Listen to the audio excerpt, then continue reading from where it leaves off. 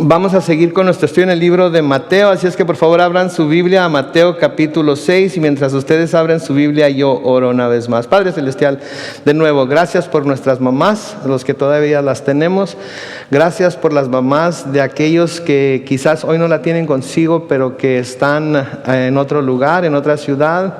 Gracias por las mamás, Señor, que en un momento dado pusieron su fe y esperanza en el nombre de tu Hijo Jesús, a las cuales ya has llamado a tu presencia y se están regocijando contigo allá en el cielo en este su día, Señor. Gracias por todas ellas, pero también gracias por permitirnos abrir tu palabra en esta tarde y estudiarla, escudriñarla todos juntos y descubrir lo que tienes para nosotros a través de ella hoy. Así es que bendícenos, oh Dios, a través de esta palabra. Toca nuestros corazones, que tu Espíritu Santo, Señor, sea el que haga la obra que solamente Él puede hacer.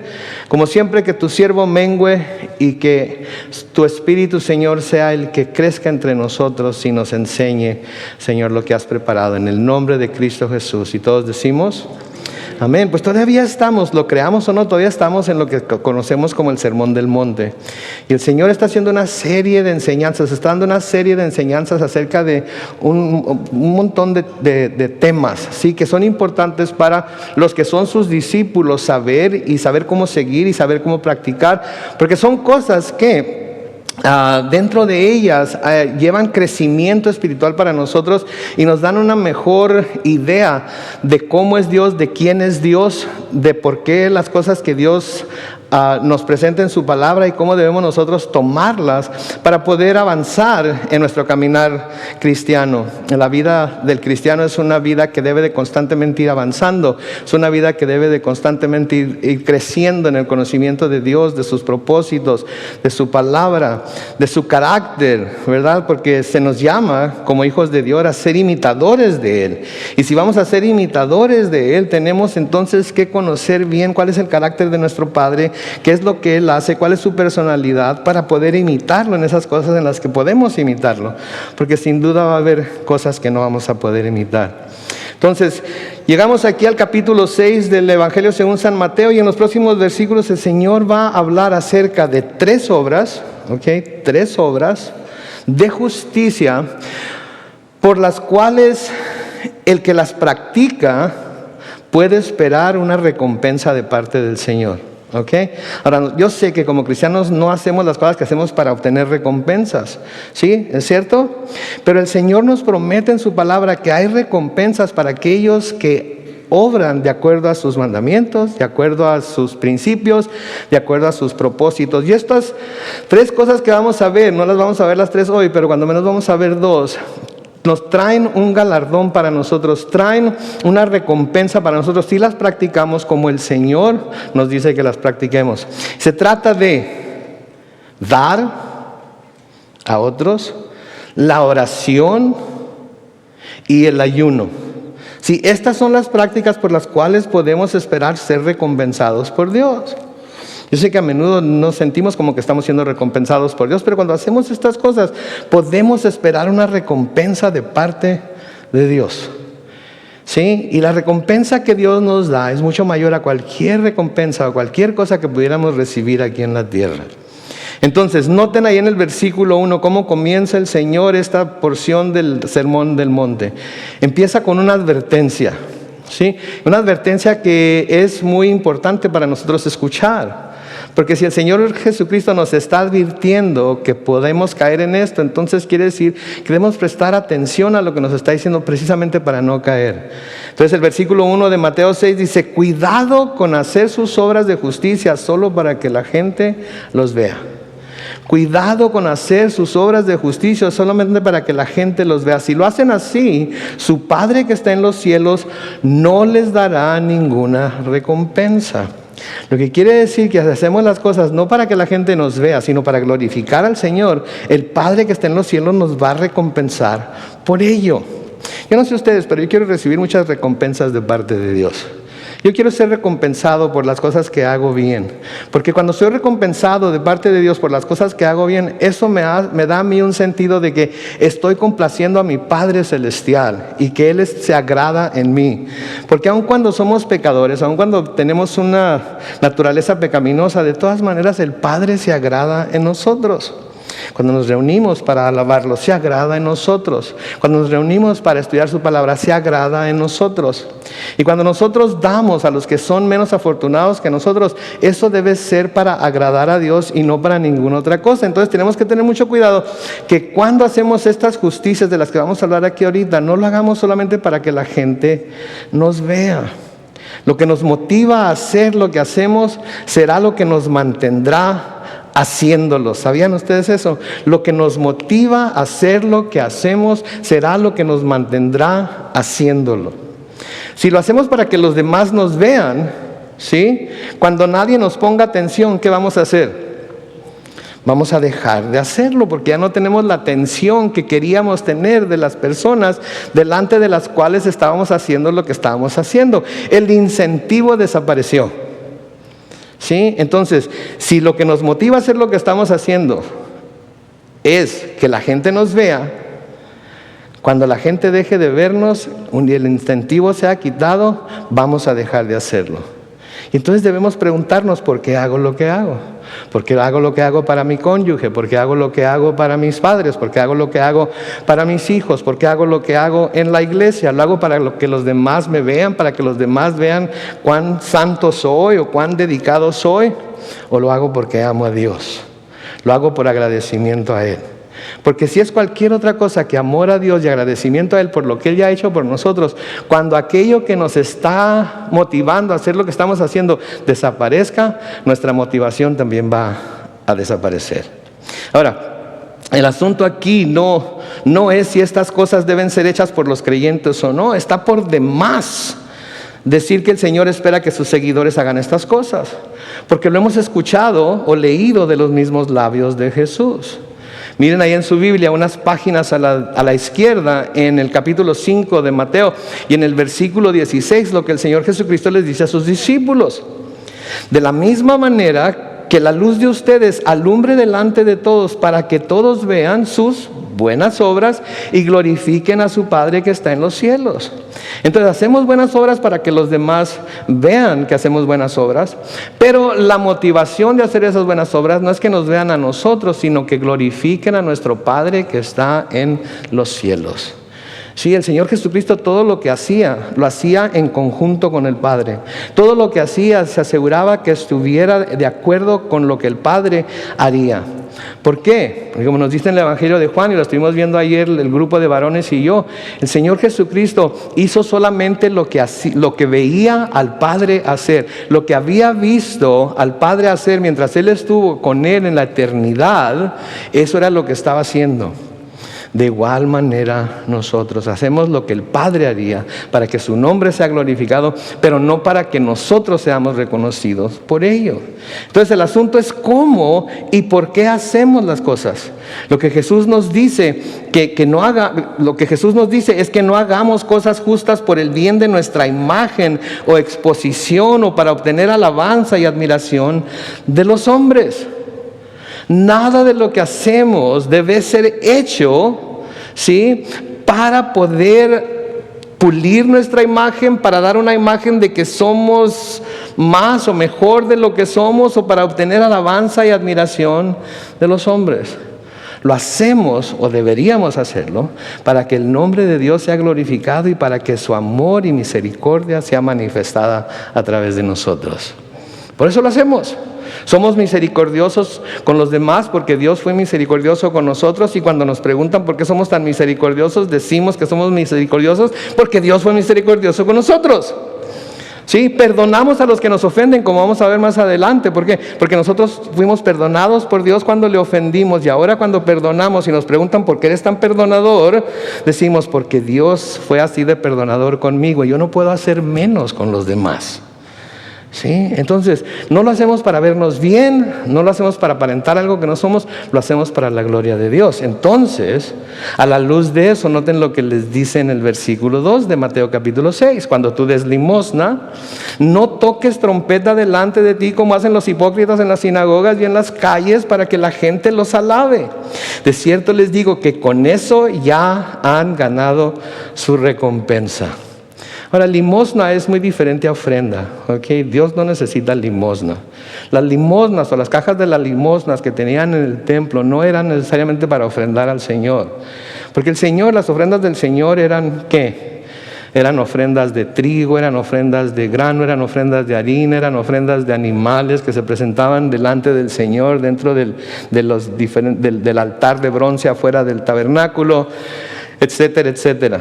Pero se tenían lo que se llamaban las cajas de las limosnas, porque ahí ponía la gente, ¿sí?, dinero para que los sacerdotes con ese dinero ayudaran a los pobres. Por eso se les llama limosnas, para que ayudaran a los pobres. En aquel tiempo, de nuevo, sabemos que los judíos vivían en una teocracia. Dios esperaba que el pueblo se encargara de los necesitados del pueblo.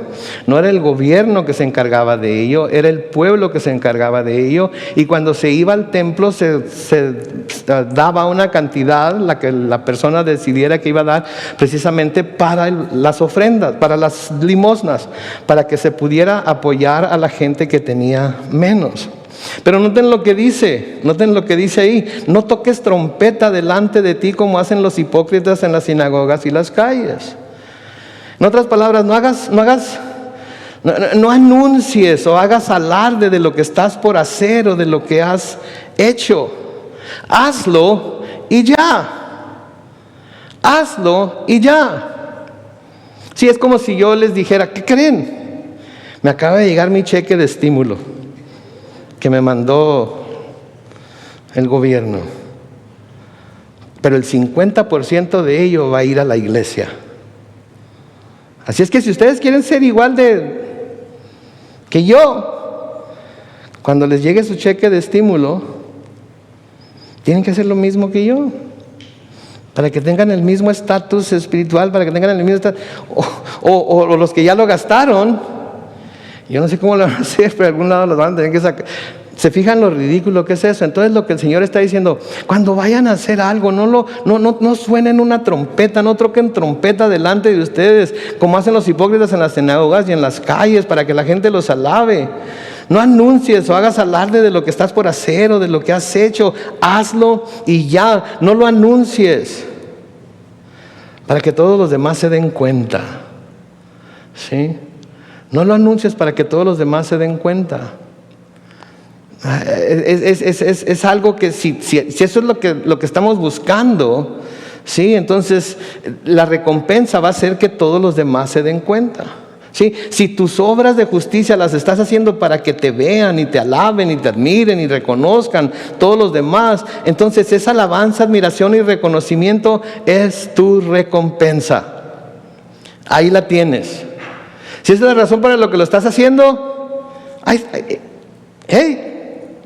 está. Diste, donaste, lo anunciaste, todo el mundo te oyó, todo el mundo te aduló, todo el mundo te alabó, todo el mundo te admiró, te dijo que qué bárbaro. Eres una persona que dadivosa. Ok, ahí está. Ahí tienes tu recompensa. Y como estas cosas eran las que buscabas, entonces ya no puedes esperar ninguna otra clase de recompensa de parte de Dios en el cielo. ¿Por qué? Porque ya la recibiste. Ya la tienes. Lo que querías, ya lo obtuviste. Entonces no podemos esperar a más. Entonces, ¿qué debemos de hacer nosotros? Miren el versículo 3. Pero cuando tú des limosna, asegúrate de que tu mano izquierda no sepa lo que hace la derecha. Así de íntimo debe ser, así de privado debe ser. ¿Sí? Hay mucha gente que da bastante dinero a la iglesia y nunca se sabría que da ese dinero a la iglesia. Es más, ni siquiera quieren que sepan. Lo ponen en un sobre, no le ponen su nombre, no le ponen nada y lo dan a la iglesia. Ahora, no me malentiendan, ¿sí? El dar su ofrenda, dar su diezmo, ponerle su nombre, ponerle su dirección y todo lo demás para que al fin de año reciban el beneficio que el gobierno nos da de poder declararlo en nuestra declaración de impuestos, no tiene nada de malo tampoco. Pero no, miré un video de una iglesia, no me acuerdo dónde era, pero el pastor ponía las canastas para las ofrendas enfrente y todo el mundo tenía que pasar al frente, ¿verdad?, a depositar sus ofrendas en la canasta, ¿sí? Y ponían música así bien tropical y la gente, no, en serio, la gente pasaba bailando y todo eso y ponía y movía el sobre así y todo eso. Eso es hacer alarde de lo que estoy haciendo. ¿Sabes qué? Cuando pasa en la canasta, lo pongo ahí, cuando lo pongo en la caja, etcétera, etcétera, y no hago alarde de lo que estoy haciendo, de cuánto doy, etcétera, etcétera. Mi mano izquierda no sabe lo que hace la derecha. Versículo 4 dice, así tu limosna será en secreto, y tu Padre que ve en lo secreto te recompensará en público. Tu Padre que ve en lo secreto te recompensará en público. Tú lo haces calladamente y de repente recibes bendiciones de parte de Dios que ni te esperabas y tienes un testimonio de las bendiciones que Dios te está dando y la gente no sabe ni por qué, pero tú por acá por adentro, gracias Señor, porque has recompensado mi fidelidad. Gracias Señor, porque a veces he estado entre doy, no doy, ayudo, no ayudo, y he decidido ayudar y ahora me doy cuenta de que nunca voy a poder dar más a ti o tu obra de lo que tú me das a mí, porque nunca me has dejado sin el pan de cada día, nunca me has dejado sin las cosas que necesito. Queremos entonces que sea Dios el que nos dé nuestras recompensas y no simplemente el hombre con toda su adulación y sus alabanzas. Porque el hombre nos puede adular, y cuando hablo del hombre hablo de la humanidad obviamente, porque el hombre nos puede adular y nos puede alabar y decir cuán grandes somos y lo bien que hacemos lo que estamos haciendo y qué bárbaro, etcétera, etcétera. Pero cuando se enoja con nosotros, ¿qué hace? Hasta trapea el suelo con nuestro nombre, ¿no es cierto? Yo creí que era más acá, pero resultó ser todo lo contrario, y para que vuelva a confiar en él o ella. Y el hombre es muy voluble, la humanidad es muy voluble. Un momento nos tiene acá arriba y en un momento nos anda dando de patadas como lata vieja, ¿verdad? Mi mamá tiene un dicho que dice juguete nuevo, ¿dónde te pondré? Juguete viejo, ¿dónde te? Se lo saben, tienen mucha sabiduría entonces, ¿verdad? Y así son las cosas con el hombre, desafortunadamente. Un momento estamos acá, otro momento estamos acá, y depende de qué lado de la cama nos levantemos cada día, es como nos desenvolvemos, ¿verdad? Pero no hay que buscar que el hombre nos recompense, hay que buscar que el Señor nos recompense. Pablo les dice a los corintios en 2 de Corintios capítulo 5 y el versículo 10, noten, porque es necesario que todos nosotros comparezcamos ante el tribunal de Cristo, para que cada uno reciba según lo bueno o lo malo que haya hecho mientras estaba en el cuerpo. ¿Escucharon eso? Es necesario que cada uno de nosotros comparezcamos ante el tribunal de Cristo para que cada uno reciba según lo bueno o lo malo que haya hecho mientras estaba en el cuerpo. Ahora muchos toman esto como que, si hiciste lo malo te vas a ir al infierno, si hiciste lo bueno te vas... No tiene nada que ver con eso. Cuando Pablo dice que todos comparezcamos, estamos hablando de todos los santos, de todos los creyentes.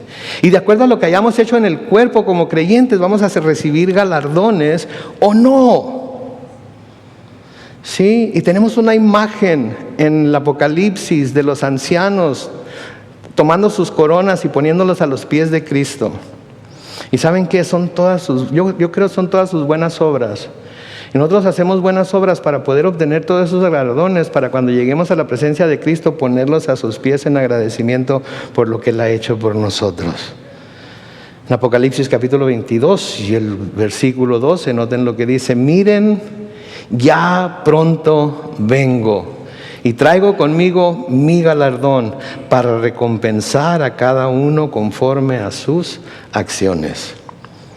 Porque hay ciertas cosas por las que el Señor nos va a galardonar, nos va a recompensar, porque lo hicimos para su honra, para su gloria, no para nuestra fama o para nuestro beneficio. Lo hicimos para que su nombre fuera exaltado y para que los demás fueran bendecidos. Sí, y esa es la razón por la que damos limosna y ayudamos a los pobres y tratamos de compartir lo que tenemos con los menos afortunados. No es para pararnos el cuello, como decía mi papá, ¿verdad? Hoy me la pasé repartiendo, qué sé yo. No, lo hacemos para mostrar el amor del Señor. Entonces las limosnas o el dar a los demás o ayudar a los más necesitados, no lo hacemos para engrandecernos nosotros mismos, lo hacemos en secreto, lo hacemos sin hacer alarde de ello, lo hacemos porque eso es lo que somos llamados a hacer y Dios recompensa ese tipo de acciones. Los siguientes versículos vamos a ver Jesús y la oración. Noten en el versículo 5: cuando ores, no seas como los hipócritas. Yo no tenía idea o nunca me había imaginado, nunca había pensado que los hipócritas oran. ¿Algunas? Los hipócritas obviamente oran porque el Señor dice cuando ores no seas como los hipócritas. O sea que eso nos debe dar o mucho gusto, mucho temor, ¿verdad? Porque si Él puede ver que estamos siendo hipócritas cuando oramos, entonces debemos de tomar un poco más en serio cómo nos acercamos a Él, por qué nos acercamos a Él y cómo es que le estamos pidiendo lo que le estamos pidiendo a Él, ¿verdad? Porque le estamos pidiendo, como dice Santiago, para nosotros mismos, para gastar en nosotros mismos, todo para nosotros, todo. Estamos enfermos, somos como el asadón, decía mi papá, todo para acá y nada para allá. Entonces estamos siendo unos hipócritas. Entonces cuando oren, no seas como los hipócritas, porque a ellos les encanta orar en pie en las sinagogas y en las esquinas de las calles. Noten la razón por la que lo hacen: para que la gente los vea. De cierto les digo que con eso ya han ganado su recompensa. Entonces, ¿qué tenemos aquí? Tenemos el mismo principio de las limosnas aplicado ahora a la oración. Cuando se ora con una motivación equivocada, como para que quienes están a nuestro alrededor nos oigan y nos vean, esa será nuestra recompensa, que nos oigan y nos vean. Esa es la recompensa. No podemos esperar de nadie o no podemos esperar nada más de parte de Dios. Sí, ahora recuerden, aquí está hablando a judíos. Y los judíos tenían la costumbre de ponerse de pie en las sinagogas y levantar las manos al cielo y hacían oraciones ostentosas para que los que estaban a su alrededor las oyeran y pensaran que ellos eran muy espirituales o elocuentes. ¿Se acuerdan de aquel publicano y el fariseo que estaban orando? ¿Te acuerdan lo que dice el Señor Jesucristo? Que el fariseo oraba para sí mismo: Padre, te doy gracias que yo no soy como algunos hombres, ¿verdad? Haciendo alarde de lo que no era y haciendo un contraste de lo que él era con lo que el publicano era, etcétera, etcétera. Y el publicano se daba golpes de pecho y decía: Padre, sé propicio para conmigo, un pecador. ¿Se acuerdan? El Señor les dice: ¿quién de los dos creen que se fue justificado? ¿Quién? El publicano, ¿verdad? Porque fue honesto con Dios. Porque no tenía un corazón de hipócrita.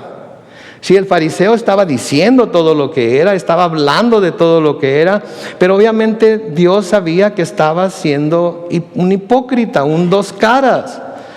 Sí, estaba tratando de aparentar algo que no era, pero la gente que estaba a su alrededor y lo escuchaba decía: oh my goodness, qué manera de orar de este cámara, qué bárbaro. Yo por eso nunca oro en público, porque yo no podría orar de esa manera, ¿verdad? Y hay situaciones en la iglesia que son así también. No podemos hacernos como que los judíos son los únicos que tenían gente. En la iglesia hay gente así. Sí, que se para a orar en público y tiene una, ¿cómo se llama? Oratoria muy buena y un vocabulario muy sublime y se sabe todos los términos que hay en la Biblia y todos los nombres que se les da en la Biblia a Dios, como Señor omnipotente o Padre nuestro o Señor de los cielos o Señor todopoderoso, y nombre tras nombre tras nombre tras nombre. ¿verdad? Engrandeciendo a Dios. ¿Tiene algo de malo? No. Sí, pero cuando se está haciendo para poder impresionar a los demás, sí tiene algo de malo. Y aparte, más adelante vamos a ver que no se debe hacer eso. Entonces se ponían de pie y oraban. De nuevo, la admiración, reconocimiento de los oyentes era la recompensa que recibían por hacer sus oraciones. No podían esperar que Dios les diera nada más allá de lo que esperaban recibir. Y sus oraciones golpeaban en lo que nosotros llamamos el cielo del edificio y caían de nuevo al suelo porque no llegaban a Dios. Es algo que nosotros también tenemos que ver. Porque el Señor nos da muy claramente las formas en las que debemos acercarnos a Él en oración o de cualquier otra situación. Entonces la pregunta surge, ¿cómo entonces debemos orar nosotros? Bueno, pues qué bueno que preguntan, porque noten ahí en el versículo 6. Pero tú, cuando ores, entra en tu aposento y con la puerta cerrada ora a tu Padre que está en secreto. Y tu Padre que ve en lo secreto te recompensará en público. Entonces, ¿cómo debemos orar? La primera forma en la que debemos orar es orar dentro de nuestro aposento, nuestra recámara, nuestro cuarto, nuestro despacho, nuestra oficina, lo que sea, nuestro closet. Si es lo único que tenemos, meternos en nuestro closet y orarle al Señor con la puerta cerrada. Y Él que está en lo secreto y ve en lo secreto nos va a recompensar en público. Entonces el Señor aquí nos enseña acerca de la importancia de tener una vida de oración, pero no nada más una vida de oración cualquiera, sino una vida de oración íntima y personal con Dios. Íntima y personal, sin distracciones traídas ni por otras personas, ni por las circunstancias que están a nuestro alrededor. Sí, esto es precisamente el propósito de la oración, que nuestra relación con el Padre sea una relación profunda, íntima, personal con Dios. Entonces podríamos deducir que el orar en secreto tiene menos que ver con que nadie sepa lo que estamos pidiendo y todo que ver con pasar tiempo a solas con Dios. Pasar tiempo a solas con Dios. Me acuerdo, mi esposa me regañaba mucho porque a veces tenía prendidas 2, 3 pantallas a la misma vez, tratando de verlas todas y no viendo ninguna en su totalidad. La televisión estaba prendida, mi computadora estaba prendida, mi teléfono estaba ahí para el caso de que alguien me hablara, porque podían tener una emergencia y yo como pastor tenía que estar al pendiente, ¿no es cierto? Alguien en la congregación podía tener alguna emergencia, tenía que orar por ellos o algo. Mi esposa me decía, apaga todo eso. Y lo que ella quería era que yo le prestara atención a ella y platicara con ella y le contara. Y ustedes saben, las mujeres saben de lo que estoy hablando, ¿verdad? Y los hombres también, nomás que se hacen patos, ¿verdad? Pero ella quería tener esa relación, ella quería tener esa relación estrecha, cercana, íntima conmigo. Y eso es lo mismo que Dios quiere de nosotros. Quiere que nos apartemos a un lugar en donde todo quede lejos, fuera, apartado de nosotros, para que podamos poner toda nuestra atención en Él. Sí. Y quiere que seamos como el niño cuando le agarra los cachetes al papá y lo pone así enfrente de él, para que a ver si así el papá presta la atención que necesita que el niño le ponga. Sí. Y el Señor Jesucristo nos enseñó estas cosas. De nuevo, el orar en secreto tiene menos que ver con que nadie sepa lo que estamos pidiendo y todo que ver con pasar tiempo a solas con Dios. De nuevo, el Señor Jesucristo, esto era lo que hacía en Marcos capítulo 1 y el versículo 35. Noten lo que dice ahí acerca del Señor Jesucristo. Muy de mañana, cuando todavía estaba muy oscuro, ¿sí?, Jesús se levantó y se fue a un lugar apartado para orar. Puedes pensar, este es el Hijo de Dios, que tenía, me imagino yo, que tenía una conexión directa con el Padre, que lo único que tenía que hacer es decir la palabra y ya el Padre ya estaba ahí prestando atención, porque era su Hijo amado el que estaba hablando. Sin embargo, ¿qué hacía Jesucristo? Se levantaba muy de mañana, se buscaba un lugar en donde estar a solas y se ponía a orar. Se ponía a orar. ¿Sí? En Marcos capítulo 6, los versículos 45 al 46, noten, enseguida hizo que sus discípulos subieran a la barca y que se adelantaran a la otra orilla, a Betsaida, mientras que él despedía a la multitud. Pero después de despedirlos, ¿se fue a dónde? Al monte a orar. Ahora esto es para los que no tienen tiempo en la mañana, esto fue en la tarde, cuando sus discípulos los mandó al otro lado del mar de Galilea, y se acuerdan que les cayó la noche y las tormentas, y él iba caminando por el agua a encontrarse con ellos. Sí, entonces les dijo a sus discípulos: ustedes váyanse, gente, Dios les bendiga, nos vemos mañana, y yo me voy al monte a orar yo solo. ¿Sí? Ese es el ejemplo de nuestro Señor Jesucristo para con nosotros. Y si Él, siendo el Hijo de Dios, necesitaba ese tiempo, necesitaba esa manera de ser con el Padre para poder tener esa relación íntima, personal con Él, ¿cuánto más nosotros que somos lo que somos meros hombres, ¿verdad? ¿Cuánto más nosotros? Ahora quiero hacer una aclaración, ¿ok? Para que no me vayan a malentender. Esto no quiere decir que no se puedan tener reuniones de oración colectiva en donde los presentes elevan oraciones al Padre. ¿Sí? Esto no quiere decir, entonces no debemos tener servicios de oración para que nadie tenga que orar en voz alta y para que nadie sepa. No estamos hablando de eso. Pero cuando tenemos esas reuniones de oración, ¿sí? Hablamos con el Padre como hablamos cuando estamos a solas con Él. No porque estamos en una reunión de oración le ponemos más, como decimos en México, no porque estamos en una reunión de oración le vamos a poner más crema a los tacos para que se vea mejor, se oiga mejor, la gente tenga una opinión de nosotros de que somos muy piadosos. No, se habla con el Padre como cuando hablamos con Él a solas en secreto. Pero ahora ya decimos Padre nuestro, porque estamos todos reunidos. Y decimos bendícenos y no bendíceme. Y decimos ayúdanos y no ayúdame.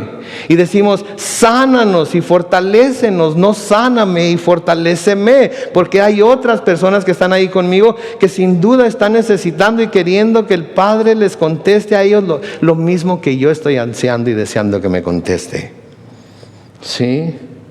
En Hechos 4, por ejemplo, ¿se acuerdan ustedes cuando Pedro y Juan son encarcelados y son llevados ante el concilio por predicar a Cristo? ¿Sí? Son llevados a la cárcel por predicar a Cristo. Y ahí en el capítulo 4 de Hechos, comenzando con el versículo 23, noten lo que pasa. Hechos 4:23 nos dice que una vez que fueron puestos en libertad, ellos se fueron con los suyos y les contaron todo lo que los principales sacerdotes y los ancianos les habían hecho. Noten lo que hicieron todos en el versículo 24 de Hechos 4.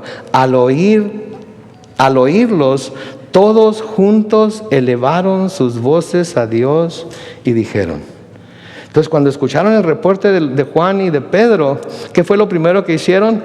Todos juntos se reunieron para orar, para levantar sus voces a Dios y dijeron.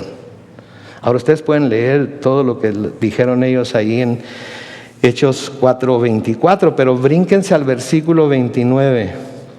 Noten el versículo 29 de Hechos 4. Dice: ahora, Señor, mira sus amenazas y concédeme a mí, Pedro, y a mi consiervo Juan, proclamar tu palabra sin ningún temor. Eso es lo que dice su Biblia. Ni siquiera se menciona Juan y Pedro. Dice: ahora, Señor, mira sus amenazas y concede a estos siervos tuyos, todos los que estaban ahí reunidos, proclamar tu palabra sin ningún temor. Extiende también tu mano y permite que se hagan sanidades y señales y prodigios en el nombre de tu santo Hijo Jesús. Y cuando terminaron de orar, el lugar donde estaban congregados se sacudió y todos fueron llenos del Espíritu Santo y proclamaban la palabra de Dios sin ningún temor. ¿Cuántos fueron llenos del Espíritu Santo? Todos. Todos se reunieron a orar, todos levantaron su voz, todos pidieron que se vieran las amenazas de las cuales estaban siendo objeto. Todos pidieron valor para seguir proclamando la palabra de Dios. Sí, ese era un servicio de oración después de la prueba que habían pasado.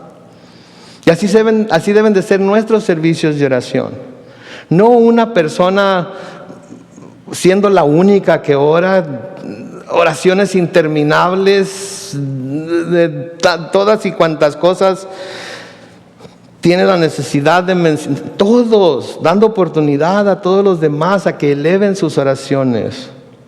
Y en donde todos estamos de acuerdo, decir, sí, amén, Señor, sí, eso es lo que necesitamos, sí, eso es lo que queremos, sí, eso es lo que pedimos, sí, Señor, míranos y ayúdanos y llénanos de tu Espíritu Santo. A todos. Sí, estos son los servicios de oración que Dios honra. Ahora, en los siguientes versículos el Señor lee y nos va a decir exactamente cómo debemos acercarnos a Dios en oración.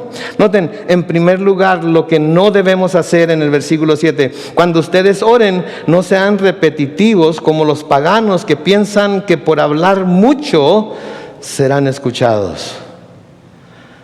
¿Leyeron eso? Cuando ustedes oren, no sean repetitivos como los paganos que piensan que por hablar mucho serán escuchados. A menudo la gente usa oraciones, usa rezos repetitivos en los que no se está teniendo una conversación con Dios, sino que se está repitiendo una y otra y otra y otra vez un tipo de canto que no fomenta en nada la relación personal o intencional que Dios desea que tengamos con Él. A menudo las oraciones se vuelven cosas repetitivas, pidiendo lo mismo una y otra y otra y otra vez. Se vuelven repetitivas también llamando a Dios, como estaba mencionando anteriormente, por todos y cada uno de los nombres que se usan para describirlo en la Biblia. Y lo que el Señor Jesucristo nos está diciendo aquí, ¿saben qué? Cálmense. Se les dio una sola boca y dos oídos porque hay una razón para ello. Es para que escuchen lo doble de lo que hablan. ¿Sí? Entonces oren y luego escuchen, buscando escuchar el corazón de Dios, buscando encontrar en su palabra lo que Él quiere decirles a ustedes. Porque no porque se repita algo una y otra vez, o porque se repita el nombre de Dios, o porque se repita una y otra vez la misma petición, el Señor va a ser convencido de darnos lo que estamos pidiendo. El Señor dice que debemos ser como niños en nuestra fe, pero no dice que debemos ser como niños en cómo expresamos esa fe. ¿Sí? ¿Cómo quieren hacer los niños que su mamá les dé lo que, o su papá les dé lo que quieren? Mamá, agarrados de la falda, ¿verdad? Mamá.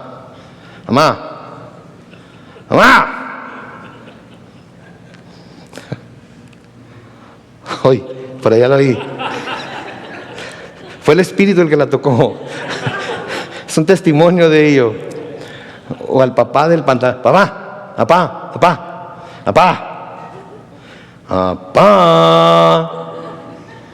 Te voy a avergonzar si no me vas a avergonzar, ¿verdad? Noten lo que dice Salomón en Eclesiastés capítulo 5, los versículos 1 y 2. Eclesiastés capítulo 5, versículos 1 y 2. Cuando vayas a la casa de Dios, refrena tus pasos. En vez de acercarte para ofrecer sacrificios de gente necia, que no sabe que hace mal, acércate ¿para qué? Para oír. Versículo 2. No permitas que tu boca ni tu corazón se apresuren a decir nada delante de Dios, porque Dios está en el cielo y tú estás en la tierra. Por lo tanto, ¿qué dice ahí?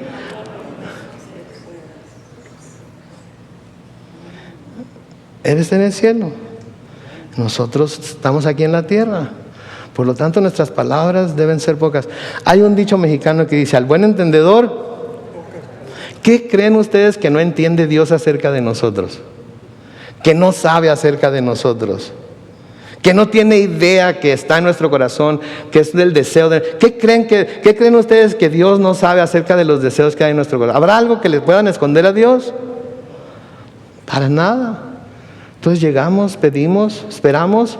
Si es la voluntad de Dios, se va a hacer, ¿no es cierto? Versículo 8 dice, no sean como ellos, porque su Padre ya sabe de lo que ustedes tienen necesidad antes de que ustedes le pidan. Sí, nuestro Padre ya sabe que tenemos necesidad antes de que le pidamos. Nuestras oraciones, mis hermanos, no son para informar a Dios de cuáles son nuestras necesidades. Él ya sabe lo que necesitamos. La oración está diseñada para que pasemos tiempo con Dios, de nuevo, haciendo nuestra relación con Él más cercana y más significativa para nosotros. Porque para Él es muy significativo que nosotros como hijos nos acerquemos a nuestro Padre. Yo no sé ustedes, pero a mí, mi hijo tiene 24 años, va a cumplir el 16.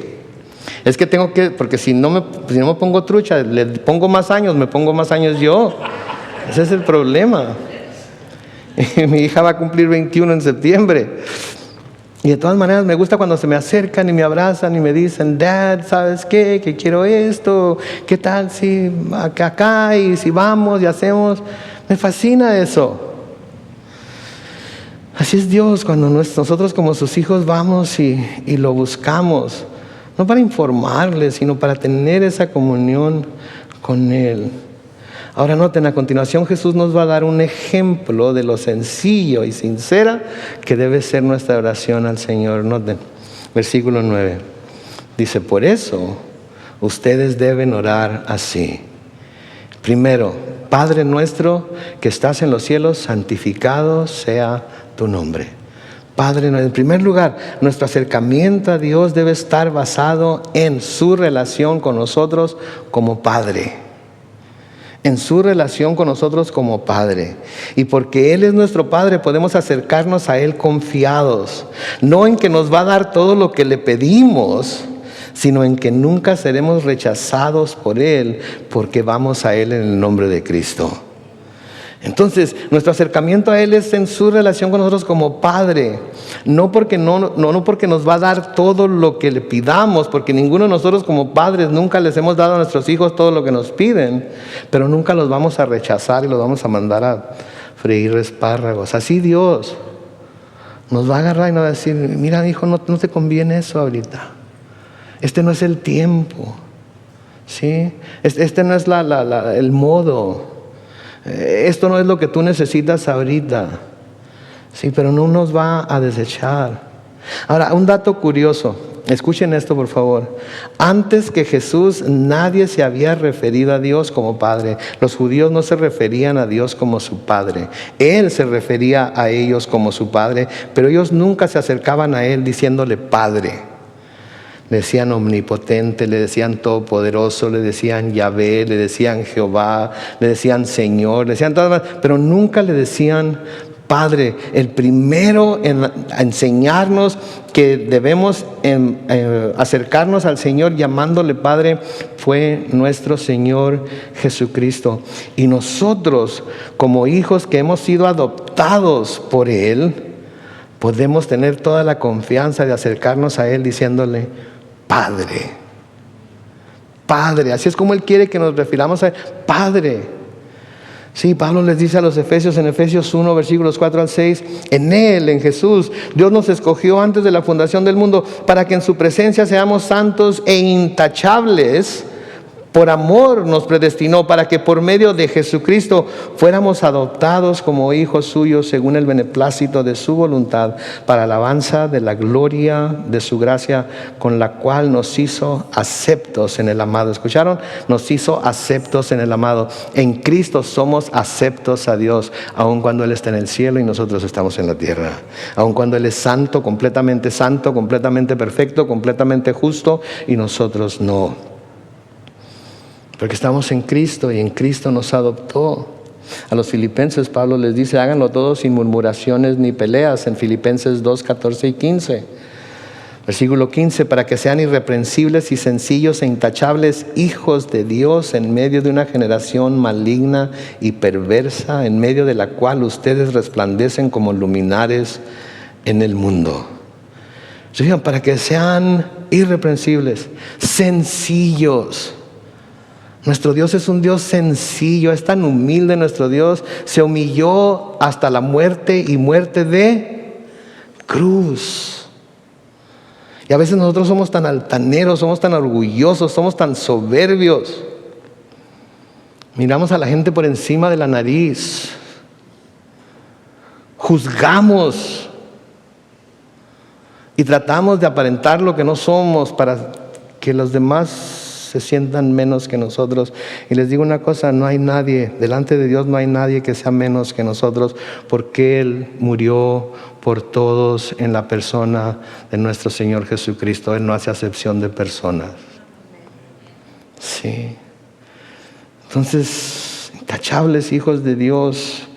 Y vivimos definitivamente en una generación maligna y perversa, en medio de la cual debemos resplandecer como luminares en el mundo. Sin embargo, también debemos reconocer de nuevo que Él está en el cielo y nosotros aquí en la tierra. Él es divino y nosotros no. Por tanto, venimos a Él con reverencia. Por eso decimos: Padre nuestro, que estás en los cielos, santificado sea tu nombre. Venimos a Él con reverencia, con asombro. El hecho de que yo me pueda acercar al trono de gracia de Dios me asombra a mí. Porque si Dios es perfecto y yo no, tendría Él todo el derecho de rechazarme, pero no me rechaza. Luego noten: venga tu reino, hágase tu voluntad en la tierra como en el cielo. Que venga el reino de Dios, creo que debería ser la oración de todo cristiano, ¿no creen ustedes? Señor, venga tu reino. ¿Se acuerdan los discípulos en una ocasión le preguntaron: Señor, ¿ahora vas a establecer el reino? ¿Este es el tiempo en el que vas a establecer el reino? Era su preocupación, querían que estableciera su reino. Sus motivaciones no eran puras, quería que les quitara a Roma de encima, pero querían que se estableciera el reino. ¿Queremos que el reino de Dios se establezca en la tierra nosotros? ¿Es lo que anhelamos más que cualquier cosa? ¿Que hoy venga su reino? Ay, nomás oí un amén por ahí. Ok, entonces quiere decir... Hay quienes no están muy seguros que quieren que el Señor establezca su reino aquí en la tierra hoy. Vénganos tu reino. Pero luego noten lo que dice: hágase tu voluntad en la tierra como en el cielo. ¿Es lo que deseamos nosotros? ¿Es lo que estamos pidiendo? ¿Que se haga su voluntad aquí en la tierra como se hace en el cielo? ¿Es lo que queremos? Porque en el cielo el Señor le dice al ángel Gabriel: Gabriel, brinca. ¿Y quién crea que hace Gabriel? Le pregunta: ¿qué tan alto, Señor? ¿Y qué hacemos nosotros a veces cuando el Señor nos dice brinca?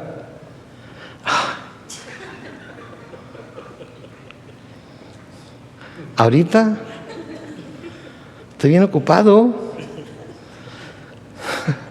Es mi hora de lonche. Estoy lavando los trastes.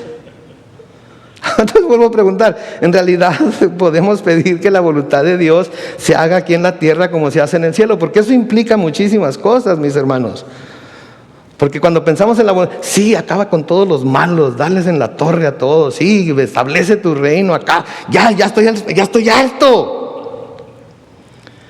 Ok, pero eso implica que nosotros también vamos a tener que someternos a su voluntad, ¿verdad? Que se haga su voluntad en la tierra como en el cielo es lo que deseamos y debemos pedir. Pero creo que eso comienza con nosotros, que lo conocemos, haciendo su voluntad aquí en la tierra. ¿Sí? Proponiéndonos hacer su voluntad y ofreciendo nuestra lealtad a Él y solo a Él. ¿Sí? No podemos esperar que los incrédulos cumplan con la voluntad de Dios. No se puede. Si para nosotros a menudo es difícil cumplir con la voluntad de Dios, ¿cómo quieren que los incrédulos cumplan con la voluntad de Dios? Tiene que comenzar con nosotros, cumpliendo con su voluntad, y que los incrédulos vean hasta dónde estamos dispuestos a llegar para cumplir esa voluntad en nuestras vidas. Eso es lo que va a cambiar el corazón del incrédulo, lo que lo va a voltear hacia Dios y va a decir: oye, usted sí está dispuesto a lo que sea por Cristo.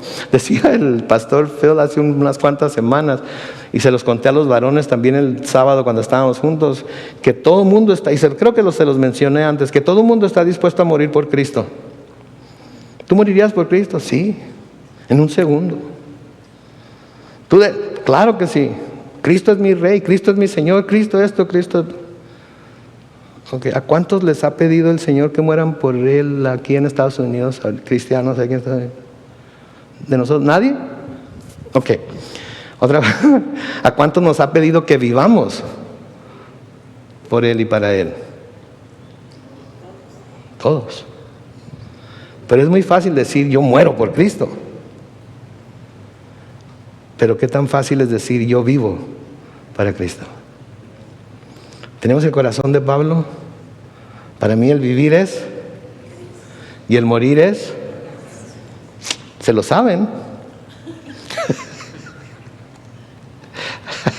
No le estoy diciendo porque yo crea que yo ya llegué, no. El Señor me llama a morir a mí mismo todo el tiempo también. Pero debemos de pensar en esto. David dice en el Salmo 143 y el versículo 10, escuchen esto. Salmo 143, versículo 10. Tú eres mi Dios, enséñame a hacer tu voluntad y que tu buen espíritu me guíe por caminos rectos. Tú eres mi Dios, enséñame tu voluntad y por el poder de tu Espíritu Santo guíame por esos caminos por los que quieres que vaya. Eso es someterse a Dios, y para ello tenemos que dejar tantas cosas a un lado. Y el mejor ejemplo que tenemos de ello es Cristo Jesús. Cristo Jesús hace una oración en el libro de Hebreos, en Hebreos capítulo 10, en los versículos 5 al 7. Él está haciendo una oración que de hecho es una cita del Salmo 40, pero él dice esto: por eso al entrar en el mundo Cristo dijo, no quieres sacrificio y ofrenda, pero me has dado un cuerpo. No te agradan los holocaustos ni las expiaciones por el pecado. Entonces dije, mi Dios, aquí estoy para hacer tu voluntad, como está escrito de mí en el libro. ¿Y cuál fue la voluntad de Dios para Jesús? Morir en la cruz. Morir en la cruz. En el huerto de Getsemaní, el Señor Jesucristo oró y estaba angustiado hasta el punto de que le salían gotas de sangre mezcladas con su sudor, y clamaba a Dios diciendo, Padre, si es posible que pase de mí esta copa. ¿Y qué se oyó del cielo? Ni una sola palabra. Y Jesús supo que eso quería decir que no había otra manera, y cumplió con la voluntad de Dios. Versículo 11 dice, el pan nuestro de cada día, dánoslo hoy. Sencillo, nuestra oración debe incluir una declaración de confianza en la habilidad de Dios para proveer para todas nuestras necesidades.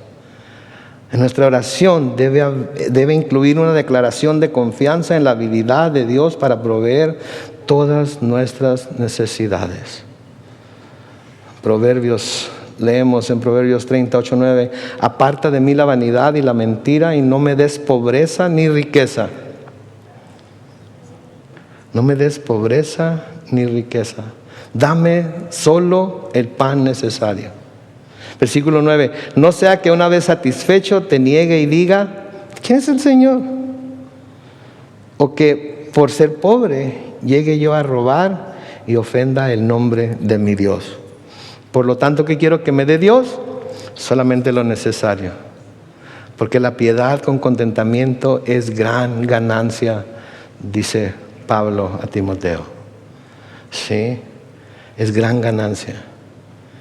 ¿Qué les mandó Dios en el desierto cuando les dio el maná? ¿Se acuerdan qué les dijo? Come nada más para un solo día, no para más. Según la gente que hay en su casa, tomen lo necesario solamente para ese día. Pero en el día de reposo, antes del día de reposo, tomen el doble, ¿verdad? Porque no va a haber pan el día de reposo.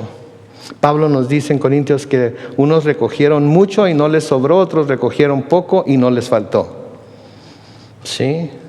Entonces ese es un principio muy saludable que tener, que nosotros tenemos confianza en el que el Señor puede proveer para nuestras necesidades. Y esto lo vamos a ver también más adelante. Versículo 12, muy importante este versículo. Perdónanos nuestras deudas como también nosotros perdonamos a nuestros deudores. Un par de cosillas aquí medio, así nada más. Nuestra oración siempre debe incluir confesión. ¿Ok? Siempre debe incluir confesión. Siempre debemos de pedir perdón a Dios. Porque como nos dice Juan en 1 de Juan 1:9, todos se lo saben. Si confesamos nuestros pecados, Él es fiel y justo para perdonar nuestros pecados y limpiarnos de toda maldad. Amén. Pero luego dice, perdónanos nuestras deudas como también nosotros perdonamos a nuestros deudores. Pregunta, ¿cómo perdona usted a sus deudores? ¿Cómo les perdona a usted a los que le ofenden a usted? Porque noten lo que está pidiendo, perdóname a mí mis deudas o mis ofensas, como yo perdono a los que me deben o me ofenden. ¿Cómo perdona usted? Se lo dejo de tarea. Escudriñese, examínese, y la próxima vez que diga el Padre Nuestro y llegue a esa porción, espero que lo pueda decir con toda seguridad. Padre, perdóname a mí de la misma manera que yo perdono. Sí. Yo no me aventaría. En mi estado presente yo no me aventaría, porque a veces tengo la tendencia a no querer perdonar, pero le pido a Dios que pueda un día decir eso con toda. Versículo 13 dice, no nos metas en tentación, sino líbranos del mal, porque tuyo es el reino, el poder y la gloria por todos los siglos. Amén. Noten, no nos metas en tentación, sino líbranos del mal. Un par de cosas. La tentación, nosotros tenemos la tentación como algo malo que Satanás nos pone enfrente para que lo hagamos, ¿verdad? Y nos hace caer en la tentación. Pero la palabra que se traduce tentación es la palabra prueba o examen. Entonces lo que el Señor está diciendo aquí es, no nos metas en pruebas. No dejes que estemos siendo probados constantemente. Es lo que está diciendo el Señor Jesucristo aquí. Y todos estamos siendo probados constantemente. De diferentes formas, en diferentes situaciones estamos siendo probados. Pero quiero que sepan que Dios no tienta a nadie jamás. Y de hecho Dios no puede ser tentado para hacer el mal. En Santiago capítulo 1, los versículos 12 y 13 dice, dichoso el que hace frente a la tentación o la prueba, porque pasada la prueba, misma palabra, se hace acreedor a la corona de vida, la cual Dios ha prometido dar a quienes que lo aman. Y el que ama a Dios, ¿qué hace? Obedece sus mandamientos y ama a su hermano. Porque no se puede decir que se ama a Dios si se desobedece. No se puede decir que se ama a Dios si no se ama a su hermano. Versículo 13. Cuando alguien sea tentado, no diga que ha sido tentado o probado por Dios. Porque Dios no tienta a nadie, ni tampoco el mal puede tentar a Dios. Entonces Dios no tienta o prueba a nadie. Y no puede ser tentado Dios para hacer el mal o por el mal tampoco. ¿Sí? Entonces, cuando habla aquí el Señor Jesucristo de no nos metas en tentaciones, Señor, no nos dejes caer. Cuando estamos siendo probados, danos el poder para poder salir adelante. Danos el poder para poder librarla, para poder ser victoriosos. ¿Y saben qué? Si esperamos en el Señor y le pedimos a Él que Él nos dé el poder para poder vencer en los tiempos de prueba, ¿saben qué vamos a poder vencer en los tiempos de prueba? No le hace qué tan dura sea esa prueba. Vamos a poder vivir una vida de gozo, vamos a poder vivir una vida de tranquilidad, vamos a poder vivir una vida de confianza, porque sabemos que Él nos está sosteniendo. Aparte de eso, nunca nos sobreviene ninguna prueba que no nos sobrevenga a todos nosotros como cristianos y como seres humanos. El apóstol Pablo dice a ustedes, en el 1 Corintios 10:13, a ustedes no les ha sobrevenido ninguna tentación o prueba que no sea humana, pero Dios es fiel y no permitirá que ustedes sean sometidos a una prueba más allá de lo que puedan resistir, sino que junto con la prueba les dará la salida para que puedan sobrellevarla. Junto con la prueba les dará la salida para que puedan sobrellevarla. A menudo Dios no quita la prueba, pero nos da la fortaleza para poder sobrellevarla. Y luego vuelve al asunto del perdón, y con esto vamos a terminar aquí. Dice, si ustedes perdonan a otros sus ofensas, también su Padre Celestial los perdonará a ustedes. Pero si ustedes no perdonan a los otros sus ofensas, tampoco el Padre de ustedes les perdonará sus ofensas. ¿Leyeron eso? Para poder ser perdonados tenemos que estar dispuestos a perdonar, y porque nosotros ya fuimos perdonados, doblemente tenemos que estar dispuestos a perdonar. Yo no puedo obligarle a que perdone, yo no puedo decirle cómo se sienta acerca de quien le haya hecho algún daño.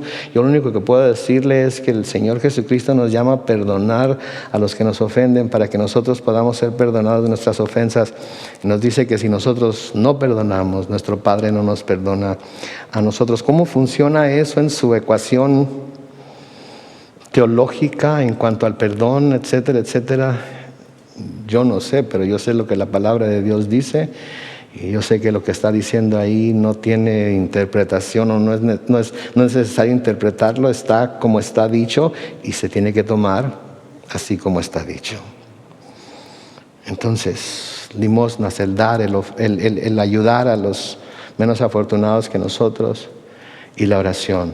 2 obras de justicia que tenemos que hacer, no para que se nos vea hacerlo, no para que se nos oiga hacerlo, sino para que a través de ello honremos al Señor. Amén. Vamos a orar. Padre Celestial, te damos gracias en esta tarde, Señor, por tu palabra y por lo que a través de ella nos enseñas. Bendícenos, oh Dios, y al ir a nuestros hogares, Padre Santo, sigue hablando a nuestro corazón y ayúdanos, oh Dios, a meditar en lo que hemos escuchado, en lo que hemos leído.